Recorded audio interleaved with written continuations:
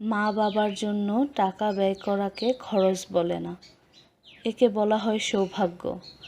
মহান আল্লাহর অশেষ রহমত, যা সকলের নসিবে জোটে না।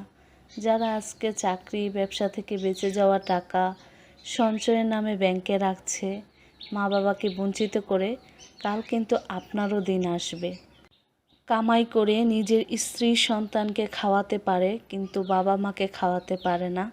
ভালো ফ্ল্যাট বাসায় থাকতে পারে, এসি গাড়ি করে চলাফেরা করতে পারে, ঘুরতে পারে, কিন্তু বাবা মাকে দেওয়ার সময় সেটা খরচ হয়ে যায়। বাবা মায়ের ভাগের টাকাটা চলে যায় সঞ্চয়ে। কাল কিন্তু আপনারও দিন আসবে, তখন এই গচ্ছিত টাকা আপনাকে শান্তি দেবে না।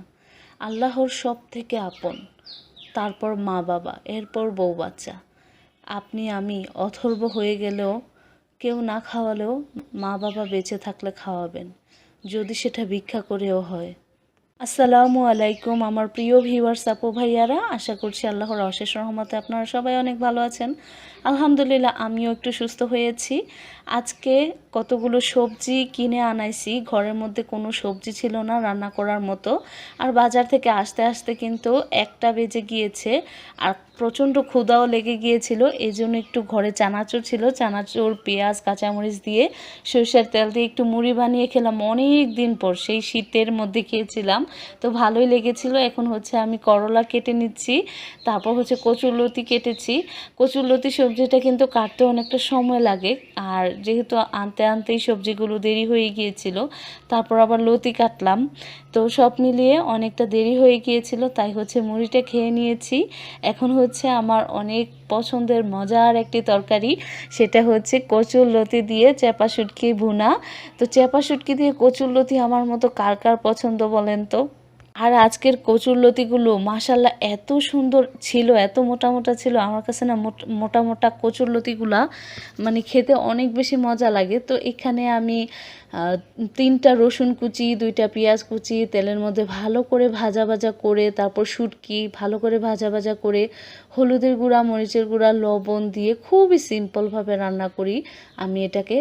তো আমার কাছে তো কচুরলতি মাছের চাইতে শুটকি দিয়ে খেতেই বেশি মজা লাগে। আমার কাছে শুটকি ভর্তা, শাক শুটকি ভর্তা ডাল না হলে আমার কাছে ভাত খেয়ে পেটই ভরে না মনে হয়।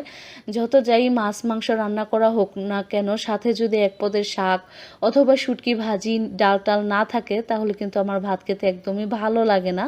তো এই তো আমি কচুরলতিটাকে সুন্দর করে বেড়ে নিলাম। এখন হচ্ছে আমি অনেকগুলো কাঁঠাল বীজও কেটে রেখেছিলাম আগেই, বাজারে আপনাদের ভাইয়াকে বাজারে পাঠিয়েই সাথে সাথে হচ্ছে আমি বীজগুলো কেটে রাখছিলাম। এখানে কিন্তু অনেকগুলা বীজ, আবার অনেকগুলো বীজ ছিল যেগুলো হচ্ছে আমি কেটে ফেলে দিছি, একটু শক্ত শক্ত হয়ে গিয়েছিল। তো বীজগুলো হচ্ছে আমি একটু লবণ দিয়ে ভাপিয়ে নিয়েছি। আর এদিকে হচ্ছে আমি আজকে পোয়া মাছ দিয়ে করলা দিয়ে ভেজে রান্না করব। আর এভাবে করলা দিয়ে পোয়া মাছ দিয়ে হোক আর যে কোনো মাছ দিয়ে হোক না কেন, যে কোনো বড় মাছ দিয়ে এভাবে করলা দিয়ে রান্না করে দেখতে পারেন, খেতে কিন্তু অনেক মজা হয়। আর এইভাবে রান্না করলে তিতাও হয় না। তো আমি এখানে লইট্টা শুটকিটাকে পুড়িয়ে নিচ্ছি। আমি হচ্ছে পেঁয়াজ আলু আর কাঁঠাল বীজ দিয়ে লইট্টা শুটকির একটা ভুনা করব।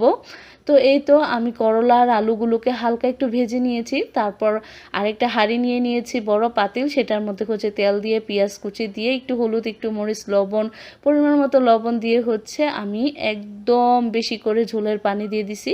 আর এই ঝোলটার মধ্যে যখন বলক চলে আসছে তখন কিন্তু করলাগুলো দিয়ে দিয়েছিলাম, তারপর মাছ দিয়ে নামিয়ে নিচ্ছি।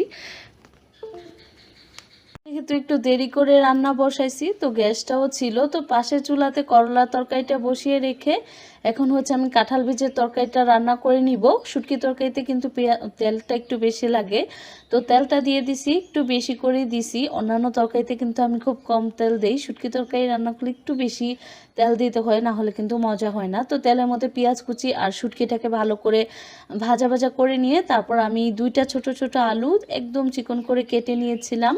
তো আলুগুলোকে দিয়েও হচ্ছে বেশ কিছুক্ষণ ভেজে নিয়ে তারপর একটু বেশি শুকনা মরিচের গুঁড়া, হলুদের গুঁড়া, মরিচ, তারপর মানে শুকনা মরিচের গুঁড়া একটু বেশি, তারপর অল্প হলুদের গুঁড়া আর পরিমাণ মতো নুন দিয়ে হচ্ছে আমি একটু কাঁঠাল বীজগুলো দিয়ে হচ্ছে ভালো করে এখন কষিয়ে তারপর কিন্তু একটু ঝোলের পানি দিয়ে দিছি। যেহেতু কাঁঠাল বীজগুলো আগেই সিদ্ধ করে রাখছিলাম, তো আর বেশি করে হচ্ছে ঝোল দিলাম না। আর শুটকি তরকারিতে কিন্তু বেশি ঝোল খাটে না, একটু গা মাখা ঝোল থাকলেই কিন্তু কিন্তু খেতে ভালো লাগে। আর যেই গরম পড়ছে রে ভাই, একটু পাতলা তরকারি না হলে, ঠান্ডা ঠান্ডা তরকারি না হলে খেতেও ভালো লাগে না।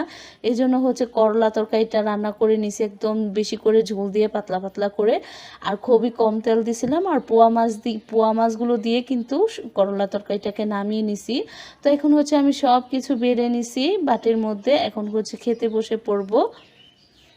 মাঝে মাঝে ভাবি, এই যে রান্নার জোগাড়যন্ত্র করতে এত ঘন্টার পর ঘন্টা সময় চলে যায়, আর খাবার টেবিলে বসলে খেতে 15 মিনিট সময়ও লাগে না এত এত খাবার শেষ করে ফেলতে।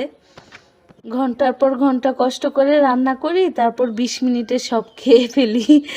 আমার মতো কার কার খাইতে বসলে এরকম মনে হয় কমেন্ট করে কিন্তু জানাবেন। আর কে কোথা থেকে ভিডিওটি দেখেছেন কমেন্ট করে জানাতে কিন্তু ভুলবেন না। আপনাদের সুন্দর একটি কমেন্ট আমাকে নতুন করে ভিডিও বানাতে উৎসাহিত করে। আপনারা আমার ভিডিও দেখলে আমার কাছে যেরকম ভালো লাগে, কমেন্ট করলে ঠিক ওই রকমই ভালো লাগে। তাই প্লিজ প্লিজ প্লিজ ভালো করে সুন্দর একটি কমেন্ট করবেন। আর কমেন্ট করতে, লাইক সাবস্ক্রাইব করতে তো আর টাকা লাগে না।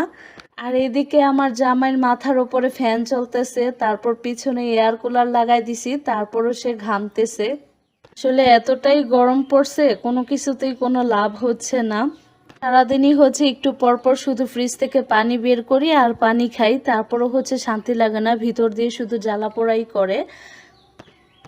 কবে যে এই গরম কমবে আল্লাহই জানে। তো আমার প্রিয় ভিউয়ার্স, আপু ভাইয়ারা, আজকের ব্লগটি শেষ করছি এখানেই। সবাই ভালো থাকবেন, সুস্থ থাকবেন।